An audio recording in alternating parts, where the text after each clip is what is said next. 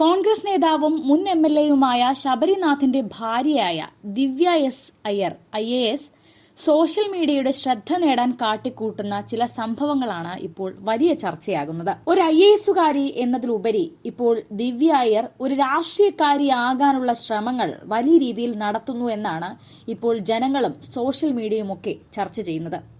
എന്തു ചെയ്താലും ആദ്യം സോഷ്യൽ മീഡിയ അറിഞ്ഞിട്ടേ ബാക്കിയുള്ളൂ. നാളെ ഭർത്താവിനേക്കാൾ വലിയ ഒരു രാഷ്ട്രീയക്കാരിയായി ദിവ്യ അയ്യർ മാറിയാൽ അതിലൊന്നും തന്നെ അത്ഭുതപ്പെടാനില്ല എന്നതാണ് വാസ്തവം.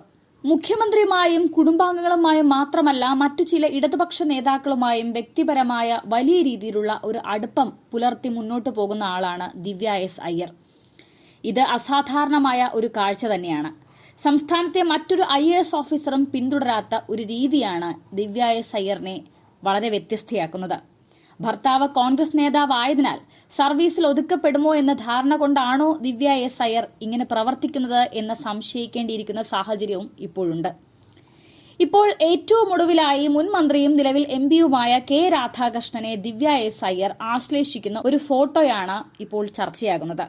പച്ച മനുഷ്യനൊരു ഹൃദയാശ്ലേഷം എന്ന തലക്കെട്ടിൽ ദിവ്യ എസ് അയ്യർ സമൂഹ മാധ്യമങ്ങളിൽ പങ്കിട്ട ചിത്രം വലിയ വൈറലാണിപ്പോൾ. ഏറെ ഇഷ്ടവും ബഹുമാനവും തോന്നുന്ന ഒരാളെ ധൈര്യമായി ആശ്ലേഷിക്കാൻ മലയാളി സ്ത്രീകൾക്ക് കഴിയാറില്ല. ഈ ചിത്രം കണ്ടപ്പോൾ വളരെ സന്തോഷമായി എന്ന് ദിവ്യയുടെ ഫോണിലേക്ക് ഒട്ടേറെ വനിതകളുടെ സന്ദേശമെത്തി എന്നാണ് ദിവ്യ തന്നെ പറയുന്നത്.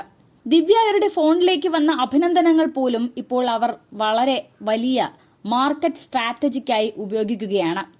പത്തനംതിട്ട കളക്ടറായിരുന്നപ്പോൾ അന്ന് മന്ത്രിയായിരുന്ന K രാധാകൃഷ്ണനൊപ്പം ആദിവാസി മേഖലകളിൽ ഒന്നിച്ചു പ്രവർത്തിച്ച കാലത്താണ് രാധാകൃഷ്ണൻ ഒരു പച്ച മനുഷ്യനാണെന്ന് മനസ്സിലായതെന്ന് ദിവ്യ പറയുന്നു.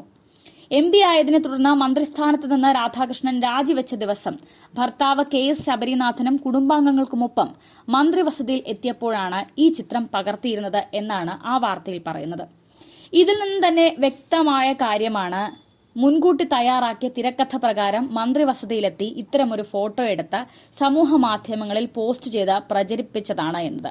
ഈ പ്രവൃത്തി ഒരു IAS ഓഫീസർക്ക് പറ്റിയതാണോ എന്നതുകൂടി ജനങ്ങൾ ചോദിക്കുന്നുണ്ട്. അത് വിലയിരുത്തേണ്ടതുണ്ട്.